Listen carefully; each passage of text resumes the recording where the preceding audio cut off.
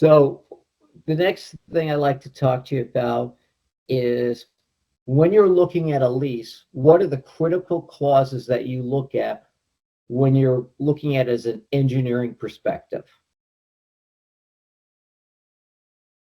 Very, very simple. It's very simple. There's a section in the lease called services.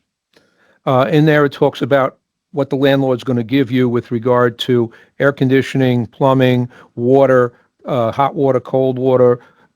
It's in the services clause of a lease. And then there's always another section called electrical, and it's usually complicated because it talks about how much power is going to be given to the tenant, but also how it's going to be charged. And the code now in New York City requires that power be submetered for tenant spaces. Years ago, a lot of the tenant spaces had what was called rent inclusive electrical charges. It's really not permitted anymore when a floor is being renovated. The code wants you to put submetering in, and this way every tenant pays as they play. They only get charged for what they use. Just explain very quickly the difference between direct meter, submeter, and rent inclusion. And at the same time, just before that, you might want to talk about the AC to DC current, how they got these landlords to, how they got them to change the current so they would. The last thing first, which is the AC/DC. Con Edison is trying to phase out, and pretty much has phased out DC, direct current. That's something from the beginning of electrical power. It goes back to Thomas Edison, and there was a big conflict in the early days of electricity whether power should be distributed with alternating current or direct current. And AC, alternating current, won out. But in the early days, oftentimes in buildings, DC current, or direct current, was used for the elevators and for some of the larger machinery. Over the years, Con Ed has mandated that it all be phased out. And if you have DC in your building, you have to put in convert it by one means or another to AC power. And then, if your equipment still has DC, it could be stepped down to direct current for the use in your old elevators if you need be. That's as far as the AC/DC question goes.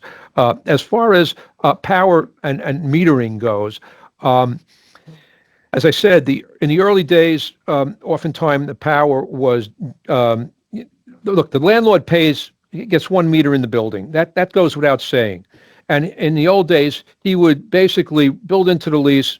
Maybe he would charge $3 a square foot or $3.50 a square foot for electricity, even though you might be only using $1.75, and he would make the difference, and which was it became a profit center. And that's the submetering.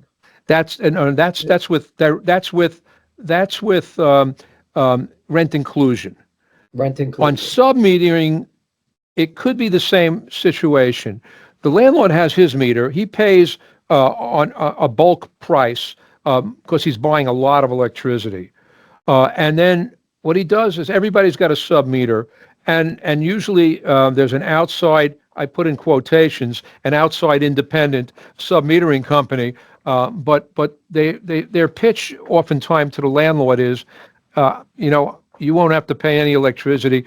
It'll be covered in the charges to the tenants, because in the submetering, there are ways to calculate the electrical usage using different Con Edison rates. For, let's say, the small tenant is not a bulk buyer, he has a higher rate, even though the landlord's paying the lower rate. Again, these things are negotiable. What I recommend, and I've recommended this to you, Richard, in the past, when you're negotiating electrical charges, you want landlord's actual cost plus a small markup, 3%, 5%. That's the fairest thing. If the landlord's cost goes up, yours will go up a little bit, but it's not a profit center for the landlord. It's a pass-through with a markup for his handling the submetering. I agree. And then direct meter? Direct meter is very seldom, the only time you might be able in commercial buildings. In residential buildings, you get it all the time. But in commercial buildings, maybe where the building is a condo, uh, the utility company may give direct metering to each floor. But it's very rare. So I it's think not, sub-metering at landlord's actual cost plus a markup, you would save money. But in most buildings in New York City, direct metering is not even an option.